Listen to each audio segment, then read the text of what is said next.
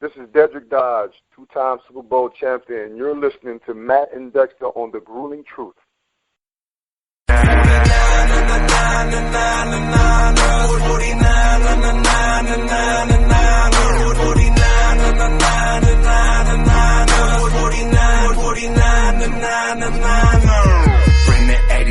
Welcome, everybody, to another edition of the 49ers Weekly Show on the Grueling Truth Radio Network, brought to you by Gridiron Mo.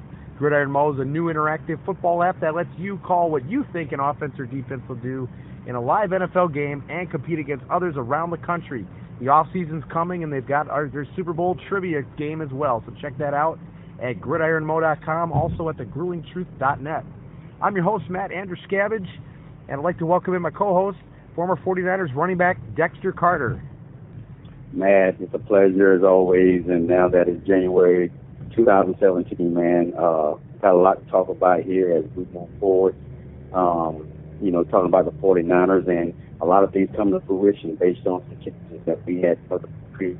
So, got a lot on the plate tonight to talk about. You know it. There was a whole lot that happened this week, and the end of the season came and went, and for our team, and it definitely didn't go the way we all wanted. I don't think there's a 49er fan out there that's happy about it, but at least there were some things that happened this week that gives us a little bit of hope that some change, some positive change can happen very soon. Absolutely. Most of us hate change. I know I do. But it was quite obvious that in order to move in the direction of getting back on the right track, changes need to be made. How many were going to be made or what changes were going to be made specifically, we didn't know. But I think in this case, a clean slate had to be done, to get the 49ers back on a talent level to compete, not only in the NFC West, but in the NFC and the entire NFL. So now we just have to evaluate from a leadership perspective, evaluate the right people, because we're the only one that have a GM position available. So we have to pick up the litter of people who are wanting to jump back into the NFL or make changes. And one of the key things is you've got to be able to find somebody talented, somebody who's had some experience, and either bring in a coach that they're familiar with or that they work together with, or seem like they'll have great personality to be able to work together, because that's what's going to be needed to put the new personnel people in place to evaluate talent to get the 49ers back on the track of competing on the level that we're accustomed to. Oh, no doubt about it. Like you said, I think the best phrase you said was a clean slate. And that's really what's needed, because, man, you look over the last couple of years, things have just really bottomed out. And then the reports about just some of the things we're hearing about with Trent Baalke and the relationship with the coaches. I mean, it just was time for a change, time for, some fresh faces and opportunities to get new players, and there's just so many good possibilities. You got the high draft pick, it's a lot of money under the salary cap, and like you said, there's a lot of people going to be looking to get into a general manager position. So there's definitely a lot of personnel to interview, and that's been going on, and so we'll definitely be getting to that as well. And so I know one of the things we talked about was a little bit of a season review, and were there any areas that you felt were, if you were going to give out season grades for the offense or the defense, were there any areas that you felt were maybe higher than a D? Well, you know what, I'm pretty direct, because even when I played, there are times that I deserved an F, and there are times that I deserved an A, and you don't always get what you deserve, but all of that has created who I am based on the analyzation of what I see in the 49ers over the course of a season. And when you have the record that the 49ers have, and you don't become successful based on evaluation of talent and based on people being in the front office, I have to be just point blank. As bad as they are, and what is it, the second worst record in the league? Yeah. I think we have a second pick in the draft. Mm-hmm. I don't see no D's. I'm just being honest. When you have the performance that the 49ers had this year, as a staff, I'm sorry, it's an L. As I saw some improvement in the offensive line. They're still young, still got some leadership there, but I do think that it needs to be, not necessarily revamped, but that talent development has to happen. So, I'm sure a new coach is going to bring his offensive line coach in, and he needs to develop that talent on the team if it's worthy of staying. So I think from an offensive line perspective, the best I can give them is a D. The running back position, Hyde was hurt quite a bit of the time. When he played, he showed the potential that we believe that he has to be successful. But overall, there's talented players in the backfield, grown, but at the end of the day, I don't think we need to overhaul the running back position, but I think when a new coach comes in and brings this, fresh faces in, I think the running back group, at least 50 to 60% of it can stay in place. But you always have a turnover of some sort, either through free agency or through the draft. They're going to find some talent in the late round or free agency that can play solid roles in that backfield. The receiver position, at the beginning of the season, you saw some good young talent. But I think whenever you have the quarterback changes, and then when Ethan Cap came in, he had to go through 2 to 3 games before he got into a flow, and he had a couple of good games with those receivers. So I think the receivers, again, for the most part, can develop. They're young and they can develop. We got to, get a couple of playmakers in. But overall, I think you give them more than a D, So on the entire offense, I haven't spoken about the quarterback yet, but surely the line, the quarterback, and the receiver, the running backs, the receivers, and the offensive line, you've got to have somewhat of a small turnover. You've got to create a challenge, from one position to the next, bring out the best in all of these players. In the quarterback position, I love Cap. I love him. And I think he can still play in the league. But I think the 49ers, as well as they are bringing in a new coaching staff, they need to try to find their future in this draft. And they're drafting high enough to where they can find that guy. Now, are you going to hit perfect every time you draft early and get a quarterback? No. So do the best you can from the evaluation perspective. And I'm going to tell you, if the first pick doesn't get Deshaun Watson, I tell you what, I will be shocked if the 49ers don't pick him up. Now, does he have work to do? Does he need to get better in certain areas? Yes. But when you have a quarterback who has been to the national championship 2 years straight, junior, senior year, and staying his senior year allows him to even put on more weight, get stronger, continue to fine-tune his leadership skills. I like what I see in this young man. So we need to show up that quarterback position with some young talent.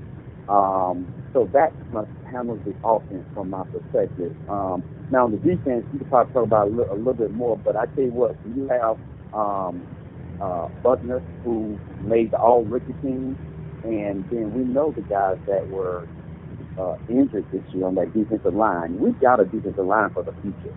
These guys can play. We just got to keep them healthy. And of course our linebacker, we get him back, got to show up a lot of things. But we still got to probably get another guy to, put the agency or in the draft to kind of build and show up that linebacker position just in case we do have injuries there. The defensive backfield, Kurt Young, we saw some potential, but I talked to you about when I went to the Atlanta Falcons game. A lot of them were right there, but Matt Ryan was just putting the ball on the money, and whatever it takes, they got to be able to, mirror a guy and knock the ball down. Intercepting the ball doesn't happen as often as people think it should, but at the end of the day, you want to knock the ball down, so they don't complete the pass. But I think other than defensive line An offensive line of the two positions probably we need the less turnover in. I'm sorry. Yes, the less turnover. Still need a guy or two at those positions, but the defensive secondary need some work, need some help. Receivers need some help, and the quarterback position definitely needs some help. You do all of that with this new offensive staff, new GM. I think they'll take care of those problems, and we can move forward quickly. You said a whole lot of things that I was going to say, and man, I totally agree that with you got to give the staff an F. It just, man, nothing seemed to happen, and then you hear reports like guys are getting better at ping pong than they are blocking in the locker room. There's a lot of laughing going on near at the end of the year, and I'm not saying that they ought to just be screaming at everybody all the time, but there was talk of a little bit of a culture that accepts losing under Chip Kelly, and that stuff's got to go. You can't have that. But so I would agree that you got to give the staff an F, and I think largely most of the positions have to be graded very, very low. I saw a couple of bright spots, and a couple of the tight ends. I thought Vance McDonald had some growth. Obviously, DeForest Buckner on defensive line was the most impressive defensive player this year. The defense, I give a pass on some of it just because of the injuries. A lot of backups were playing this year, and they didn't play well. The biggest disappointment on the defense for me was Aaron Lynch. It looked like he came in overweight after his suspension and just really had no impact. And that's a bummer, because having a guy like him who was looking so promising his first 2 years in the league, for this to happen, just not a good step in the right direction. So that they're going to be looking to shore up a lot of areas this year. I hope the GM is aggressive a little bit with in free agency, shoring up some areas with some veterans. They got to get some veteran leadership in this locker room. But yeah, I would agree that most of the positions, they're going to have turnover. Especially as you said about running backs. I think Carlos Hyde, I think you give him another chance. But they really need a guy that can be a complement to him, and they just don't have that right now. I think Sean Drone is a nice third down back. He's very reliable blocking. He's a solid running back. He's very good catching the ball out of the backfield. But Mike Davis was a big disappointment, and there's definitely some areas where they've got to get some new talent in there, and so I definitely hope that they do that. So I would agree that most positions, they have to be rated probably an F, not much higher than a D. There's maybe a few exceptions to that, but boy, hopefully this is rock bottom, and a new GM, new coach, new quarterback. I would agree, Deshaun Watson. If they can get Deshaun Watson, that's a good pick. And so hopefully, this draft will be exciting, the free agency will be exciting, and things can start to move in the right direction.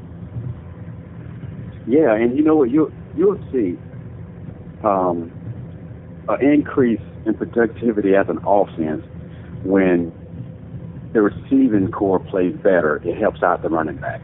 When the running back game is better, I believe we'll be able to throw the ball downfield, the short routes, the intermediate routes, the deep routes, but unfortunately there's no consistency in either one of those areas, so one area couldn't help the other area. So that is a big deal, and it comes down to whether your starter is good or not. You got to find some productive backups to be able to create some consistency overall, so no matter what coach comes in, they can be successful in having a game plan that they can get comfortable in and win with. Oh, no doubt. I really hope that we've talked about this before. Successful teams are teams that have a really good GM, a really good coach, and a really good quarterback. And it's really that's a big part of the formula to be successful in this league. And so this year, if they can make some right moves, begin to change just some of these areas, because like you said, there'd be times where the offense would look good and the defense wouldn't give them any help at all. or early in the season when the defense was playing well and the offense wasn't doing anything. You got to have consistency in both areas, and I mean that starts with coaching, that starts with the quarterback, and it's going to be interesting to see how they go about fixing some areas. And there have already been some interviews taking place, and there's even one going on.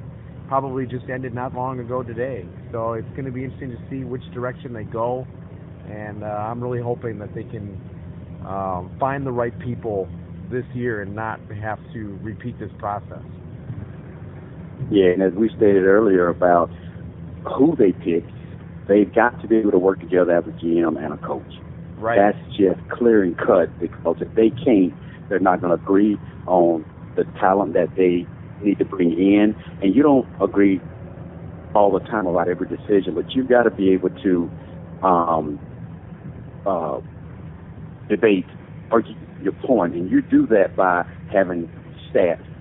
You do that by having information on the players that you are pushing, to someone else to approve. So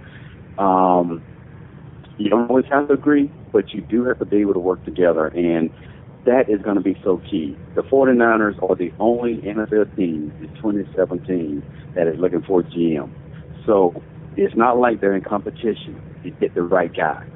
They've got to convince the right guy to come to San Francisco, and you do that by having that conversation with them on who the possibilities of a head coach are. Yes, that's public knowledge, but deeper conversation has to be made with that GM and even that coach, because they've got to, be able to work together, and that's going to be key.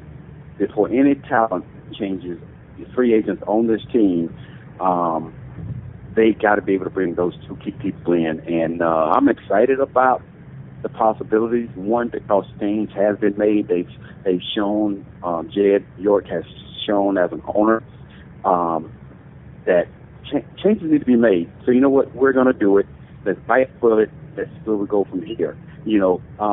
But Jed, who obviously is a nephew of the greatest owner in pro sports, Ed Bartolo, Eddie created such a culture here early on when he bought this team, and he created one of the most storied organizations with a culture to be proud of. What Jed needs to do, Jed needs to embrace the culture and bring the right people in that understand the history and the culture of this team, but then bring in the talent that can get us back to understanding and carrying on that culture. So that's going to be the key thing, but so far, so good. Jed has made a good decision for this organization to move forward. Now, he's got the tough decision to make, and that's bringing in the right people, because for some reason, there was an interview last week where Jed talked about, got to develop a culture. And if he said it in that interview, then he's obviously said it prior to now. We just hadn't heard it. And I think when you say it enough around players that maybe weren't even born when that culture started, they don't have, in my opinion, the respect that's needed to understand the people that came before them, not just the name, but the blood, sweat, and tears that they did in creating that culture. I don't think they respected it enough to do everything possible within the realm of their being to make sure that they did it the 49er way.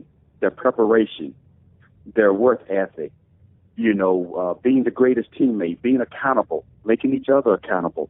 I tell you what, when I came into the 49ers in 1990, they didn't have to tell me about accountability.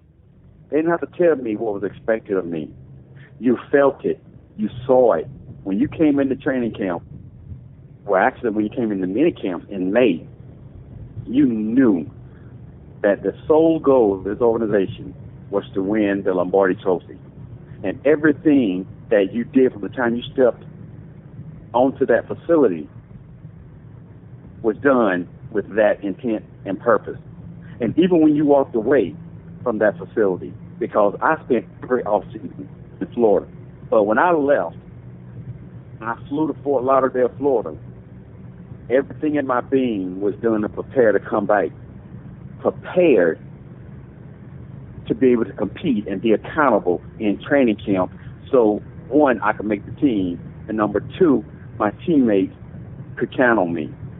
And that's what I think is being lost. So I think somebody, and there's enough former players that's a part of that office staff or that comes around that organization.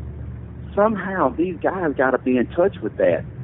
Not us, but the players and the coaches and the GM. They got to be in touch with that, and they got to have the Joe Montana, the Steve Young. They got to have those guys come around, and they got to look and believe what's on that wall, that Lombardi Trophy, those NFL Player of the Year, Offensive Player of the Year, Defensive Players of the Year. That created the culture. So we don't need to change that. We need players that can come in here and bust their butt and W's and get us back to the playoffs. And it could be done. We're not that far removed from Coach Harbaugh coming in and going to 3 straight NFC Championship games. He came in here and did that. That's about leadership. That's about coaching. That's about having a game plan. That's about making players accountable. That's about being tough. That's about having a game plan. That's what needs to be done. Somebody needs to come in and be tough. Shanahan will be a great fit. We talked about that. I think he would be the perfect one. But if he's going to go to the team that won the most Super Bowls with his father as he was growing up, well, that'll be Denver, who won 2 of them. I think he only won 1 with us, but nonetheless, I think he's the wild card. I really do. And we'll get into that more, and we'll get into, in my opinion, the wild card for the GM spot, Elliott Wolf. So I think he and, Kyle Shanahan will be perfect. But, but I'll let you talk a little bit about that. But the one I do want to talk about first is why I think that Josh McDaniels is the guy. Okay? All right. Now, one, we know we know he was the head coach at Denver. Mm-hmm. Now we know Pete Carroll didn't do well at the Jets. We know that. He went to Seattle and tore it up. I know that can happen. But with McDaniel, I think he's an excellent offensive coordinator. It does not hurt when he helped develop. Now before, he got the offensive coordinator's job, that job belonged to the old Notre Dame coach. I forgot his name. But he helped develop Brady. Now, did Josh McDaniel continue that? Yes, he did. But over the last 10 years, I think Brady, anybody would have loved head coach Brady. You got Josh who leaves and becomes the head coach after he has helped develop and coach Brady and didn't have the success. Now he's back with Brady, and he's having tremendous success. Well, no matter who New England brings in, coaches or players, right, it seems like the common denominator is Brady.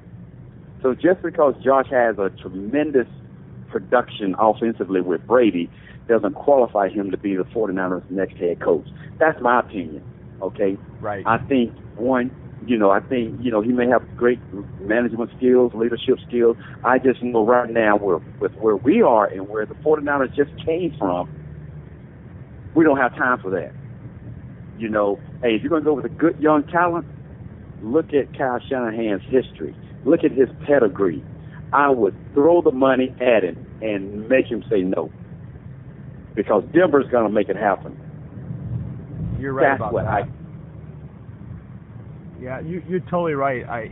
Josh McDaniels, like you were saying, I think he's a really good offensive mind. I just don't know that. I mean, maybe down the road at some point he'll get an opportunity and he'll be able to do something similar to Pete Carroll was a really good example because he didn't do very well. I mean, Josh McDaniels was, I believe he was the coach in 2011 when they went to the playoffs, but boy, just didn't seem like there was a lot going on there when he was coaching, or maybe that was the year after he left. I can't remember. I think, yeah. He might have been now, there wasn't 09 he and there 10. for the Tebow? Yeah, I think the Tebow year might have been the year after. Oh, okay. I'm not sure. I'd have to look at that, but I want to say he was there in like 2009 and 2010, and then he went to be the offensive coordinator for the Rams. That didn't work out, and then he went back to New England. But I would agree completely. This is probably not the time to experiment with a guy like Josh McDaniels. I would go with someone more like Kyle Shanahan. I think Kyle Shanahan would be really would be the guy, and I think you're right. He was interviewed today, so I guess we'll see what happens. If you really want a guy, I mean, Coach Eddie D would just throw the money at whoever he could to make sure that the 49ers had the best roster and the best chance of winning. And maybe you think he's your guy, you gotta pay the man. Right. And you got to have a coach that's attractive to free agents. Yes. I think he would be rookies, attractive. you don't have to worry about it. Yes, absolutely. Rookies, where you draft, they come in. They don't have a choice. Right. But free agents, you got to entice them. And you entice them. You already got beautiful stadium. Yep. Wonderful facilities. You got Santa Clara, San Francisco. You got the Bay Area. You got the Warriors across the way. You got a tremendous enemy in Oakland, just being real about it. There's nothing like having a good competitor, team that you hate, and the last thing is more important is you got to have a coach that attract these players. So it's right for the taking. And once again, we can go back to Harbaugh. He was attractive, and he's been successful every step that he's been, everywhere he's been.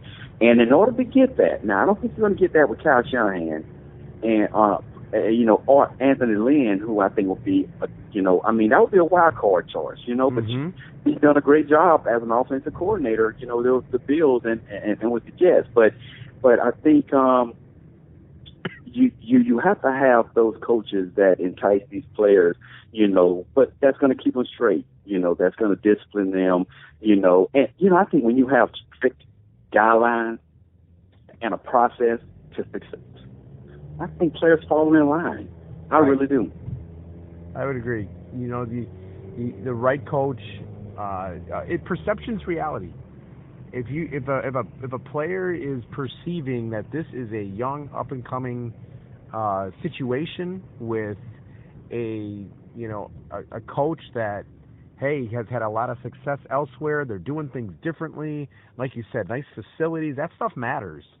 And, perception becomes reality. All it takes is one free agent to go, I'm going to give this a try. And then another one go, oh, wow, if he's going there, maybe this is a good place. And so you hope that that's the sort of thing that happens in this offseason because, there's a few candidates out there. They interviewed Anthony Lynn on Wednesday, Kyle Shanahan's today, Josh McDaniels tomorrow. One of the names that got thrown around, I guess it might be interviewing him next week, is I think he's the Seattle offensive line coach, Tom Cable. I don't think that's a real popular pick at this point, but nevertheless, it's probably good that they're at least exploring their options. I just hope that, ideally, I just don't think there's a better pick right now than Kyle Shanahan. So I really hope that they go that direction. Yeah, and you know what? I know this is off the coach, it's off the GM conversation, and we're talking about wild cards with Anthony Lynn, but this guy, I like watching the ESPN, NFL Network, all these.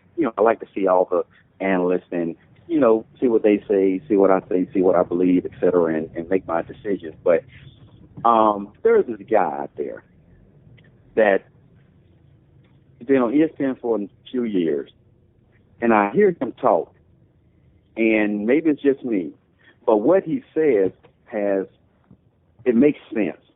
I think I played with him 1 year with the 49ers in '91.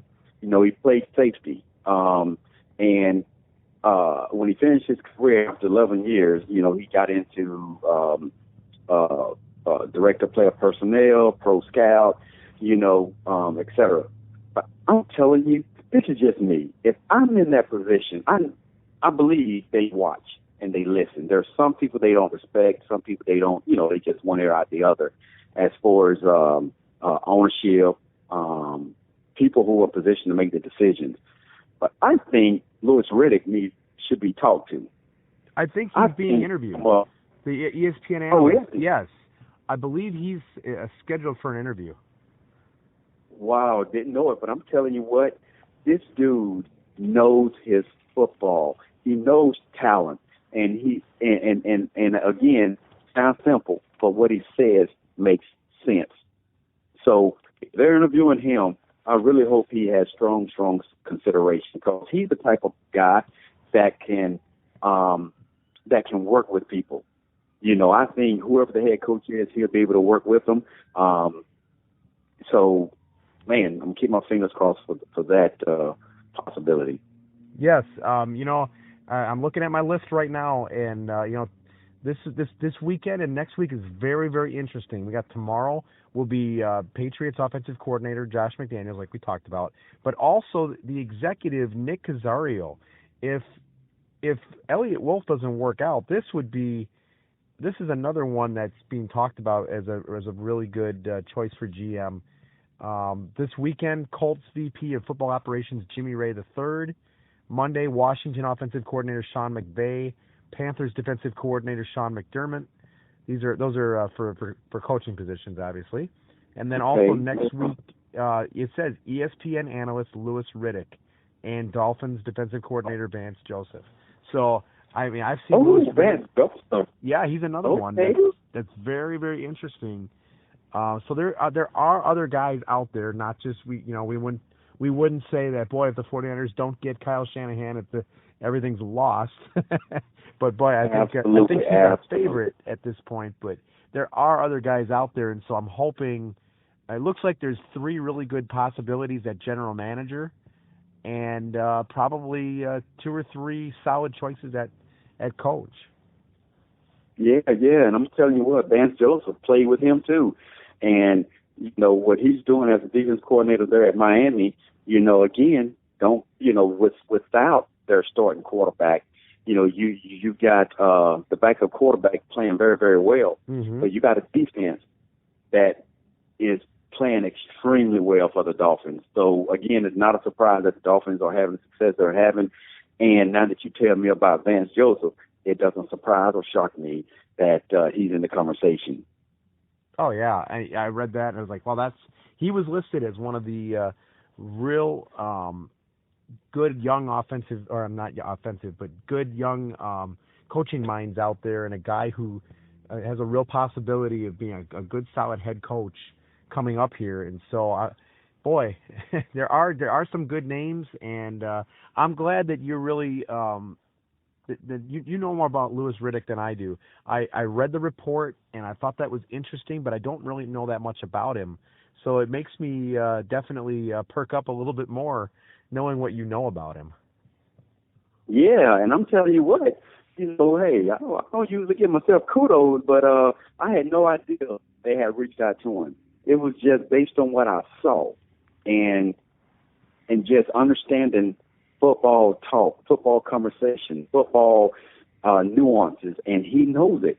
He knows it, and he's had the experience. So, man, I tell you what, I hit that one on the point. You sure did. Yeah. I was like, oh, wow, Louis Riddick. I know I read that on my list, and I know I read a report that he was going to be interviewed, but I didn't really know that much about him other than he was an ESPN analyst. So that's really encouraging. So I hope I get at this point between him, Caserio, and Elliott Wolf, if they could land one of those 3 guys at general manager, and then I guess at this point for me, a head coaching position, Kyle Shanahan would be number 1. I don't know. It's hard for me to say what. I mean, Vance Joseph is definitely intriguing. I do know for sure that I hope they can get the offense back on track. So, I I don't know what his background is with offense. I mean, Belichick was more of a defensive coach, but he's also real good with offense. So I'm assuming he would bring in, somebody good to help with the offense as well. But I don't know. I'm very excited to see what they're going to do.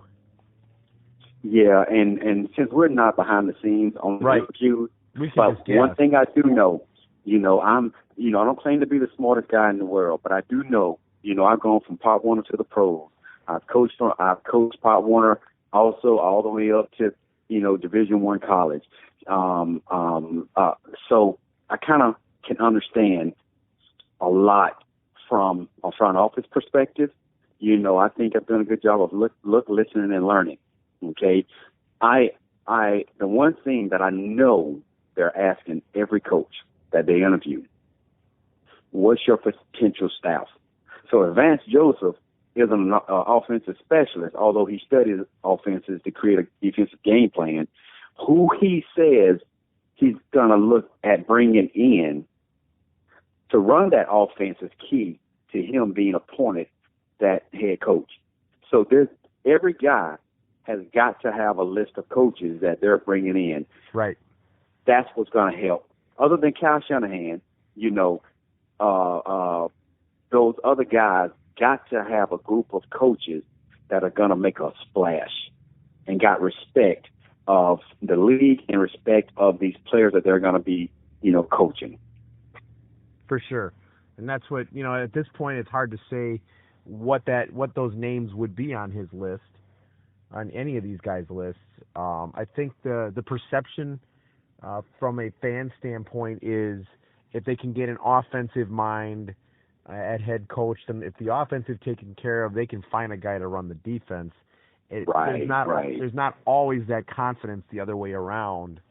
So I'm sure there's probably going to be a little bit of reluctance if they go in with a defensive coach. But you know what?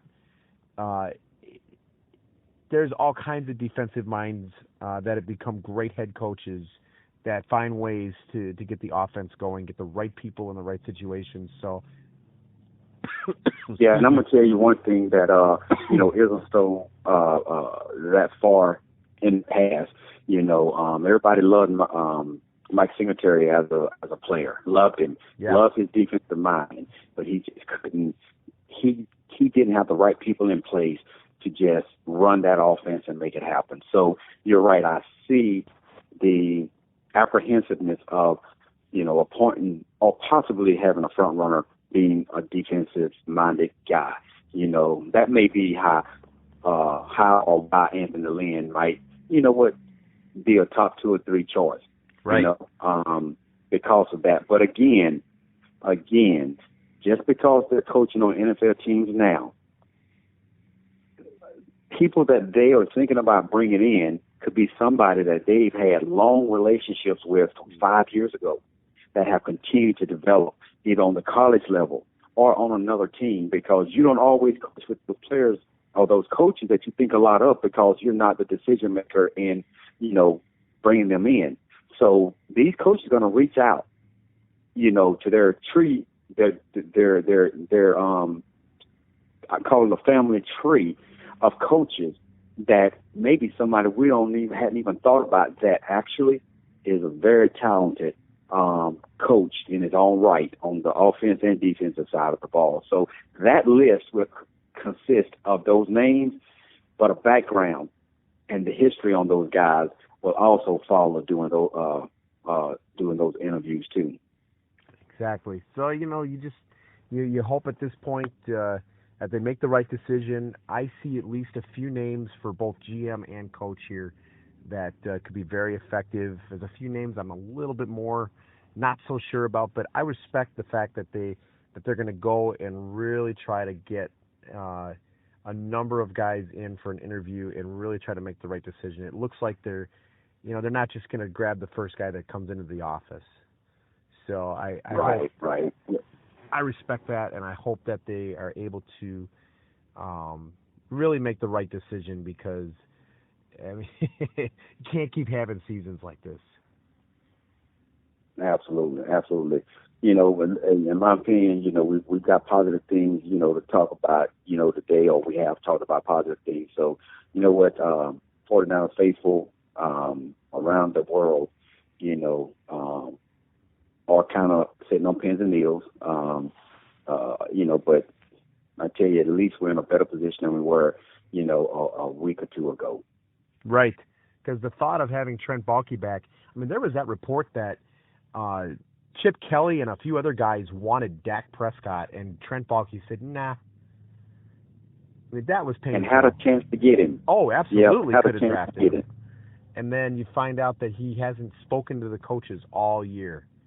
It's like you can't, like you said, you got to, the GM and the coaches have to work together. You can't have a GM drafting a team and never getting input from the coaches. I mean, you got to be asking these guys, who do you like? Who do you, what kind of a player do you think would be successful in some of the schemes you guys run? Or, you got to be able to ask questions like that. You got to be able to ask, is there a weakness, and what type of player would you like me to draft to shore up that weakness? Absolutely, and when you have area scouts, whoever has the region, the Southeast region, which includes Florida State, Ole Miss, Mississippi State, etc., you can bring any SEC talent specifically to the table. You got to bring him to the table. You got to work him out. And if they didn't do that, then they obviously don't respect the coach or the scouting personnel that was scouting that area. Then you need to make changes. If you don't believe and trust in that, or that guy may not have identified that, and if he didn't, he doesn't need to be there. See, right. This isn't a favors game. This is about, a bottom line, and at the end of the day, if he wasn't brought to the table by that area scout, then he needs to be changed. If he was brought by the area scout, he may need to be changed because obviously they didn't trust him enough to take Dak's evaluation to the next level. So, we're talking about coaches and GMs, but these other positions need to be looked at very, very strongly from a respect perspective. Exactly. So I really hope that, we find out, I'm always, anytime these processes happen, anybody who has any interest in the team is like, oh man, I really hope they get him, and I want this to happen now. But I'm all right with waiting a little bit, and I just hope that they make the right choice. I hope they don't, I hope if they have a chance to get Shanahan that they get him and don't let him get away. If it's just a matter of money, I mean, come on, just pay him. They're paying all this extra money to Chip Kelly and to Jim Tom Sula, and they won't even be with us next year. Just pay the man. Right. Because one, to ask or wonder if he likes the Bay Area or he thinks he can be successful in San Francisco, that's not even a question. Of course he could be. He's been there. He was there as a young kid when his dad won the Super Bowl on our 94 Super Bowl team. Right. I don't think that's the question. I think, one, show me the money, and number two is, one, you got to tell these coaches, hey, we've got a projected $87 or so million of cap space. Right. We got the second overall pick. We've got a defensive line that majority was injured during the whole year. And these are big-time players. Our short linebacker was injured, missed the majority of the season. The second pick, hey, you know what? It's your choice, but I know you're offensive guy, Kyle. You know what? Hey, who do you think? Let him say Deshaun Watson. Right. That's his opinion. Of the people that we've written down, that we've interviewed or going to interview for GM, who do you like? Is there somebody we don't have that you like? I mean, that's what you've got to do to get the guy that you want. But there are so many great things, what? We're looking at these Final Four in the national championship. Right. But then there was another 3 or 4 that could have been in there. maybe 5. And I'm not even talking about the Georgia Southerns and all of that. Evaluate this talent, and I was going to say kind of, what do you call it, in the rough, like a player. A diamond in the rough. Yeah, a diamond in the rough. Yep. You got to find them, and you got to trust your evaluation process. Trust it. That's what, man, I think that's what should be shared with Cal, and let Cal just tell us what he wants and then give it to him. Right. There's a slew of needs that we have. Man, we're enticing as an organization. Oh, yeah. I mean, you get a chance to play for one of the storied franchises in a great area, new facility. You basically get to start from the ground up in a lot of areas, but yet there still is talent on the team, and you're gonna have the tools to rebuild the roster as you see fit. I mean, that's attractive. Absolutely. And as I sit here and I read up on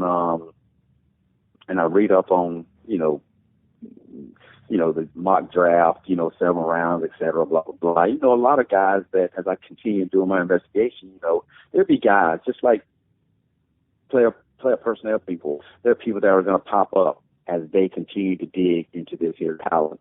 But we're talking about Deshaun Watson, and I'm looking here where he's still my pick, but we've seen here where somebody said, quarterback for North Carolina, Mitch Trubisky. Yeah, I read that too. I didn't notice him this year that much, but I'm sure going to go do my research, and because of the same thing we're going to do, the 49ers, the people in place are going to do. But at the end of the day, I still say Deshaun Watson. You know what? You're going to change things that every quarterback comes into the league. You're going to change something about his mechanics, something. Deshaun Watson, man, hey, bring him in and let him be, the face and the future of your organization. Right, exactly. Just being able to just kind of move on from the last few years of everything that's happened. It's just a really nice. It's definitely a nice feeling to just know that there's going to be new leadership, new possibilities, and so hopefully we're going to see that come to fruition pretty fast here. Yep. So I know that the season's over, and right now it's kind of a waiting game with a lot of the leadership. But I can promise everybody we're definitely going to be doing more shows in the off season. We'll be talking about free agency. We probably won't be on every week, but we're definitely going to be doing some stuff on free agency and the draft. I know we've been invited back to get back on Niners radio for some draft stuff. We're going to be doing some stuff at the Grueling Truth about the draft. So a lot of stuff coming up in this off season. We'll be definitely back doing OTAs and all kinds of stuff before the preseason starts. So we're not really going anywhere. We'll still be here. So we'll be doing stuff as the off season progresses. So I know I'm excited to see everything that's going to unfold this off season. Absolutely. I think what a great show you headed up tonight, and man, I've been 2 years now that we've done this, and you should have made it a pleasure to work with you as a team and make this thing happen, and made the last show the best. Oh, thanks, for the 2016 season, and you're right. There's going to be some time in between now and our next show, just because of a lot of things that's going on. So we have a lot of information and status of what the team is the next time that we talk. And I know you you got that wonderful little girl, and your wife that you're such a great husband and father to, and me and my kids. And I'm gonna tell you a couple of things, just so positive and optimistic, about 2017. I'm excited that Dexter Jr. is coming off of a red shirt year at Georgia Southern, and finally going to be healthy. That's awesome. After 3 years, from his torn ACL, and the rest of the first, 3 seniors receivers graduated. I think he's got the opportunity to really step in there. At 6 feet, 200 pounds, running the 4.4, and I think George Southern is bringing in that triple option with a spread. So it's going to be quite interesting. But I'm excited about that, and also I'm planning a trip for about 2 weeks in middle of February to the 1st of March. Going over to Jordan, for a week, and then Kenya, coaching some international football and doing some football camps, with coaches and the players, and serving as honorary captain for a couple of games, and then we're going to do an international game. So I'm excited about that, and I'm really excited about, from a personal perspective, without going into detail, some really, really positive, great changes in my personal life that I'm excited about that, I can surely share, at one of our later shows, in 2017. But, and along with that, just hope, I'll plan on sharing some great 49er news as we progress through these different processes, from coaches to players, to getting ready for these OTAs and training camp leading into the season. It's going to be exciting. So I'm very, very optimistic about, 2017 with you, my man.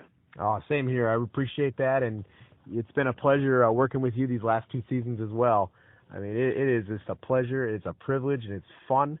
And we're going to do some more great stuff. And I know we talked about getting some more players on for interviews. We'll be looking to do that in the next season as well. But this off season, we're going to have a lot of fun, and it's going to be really neat and exciting to see what things unfold. And so we'll definitely be getting back at it throughout the course of the off season. And so I too have had an absolute blast, and definitely the excitement is in the air, and I'm excited about to see what's going to happen going forward. And again, real privilege and appreciative of you being on every week and being able to do this show. It's a lot of fun, and I know I get feedback from 49er faithful out there about the show, and this is a great thing.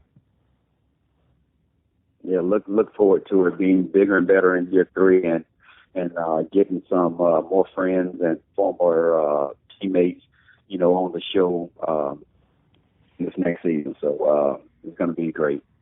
All right. So, well, with that, 49er faithful, we're gonna sign off for the 2016 season, and we look forward to great things in 2017. So we'll be back with you. So for Dexter, I'm Matt Andruscavage, and you've been listening to the 49ers Weekly Show on The Grueling Truth, where the legends speak.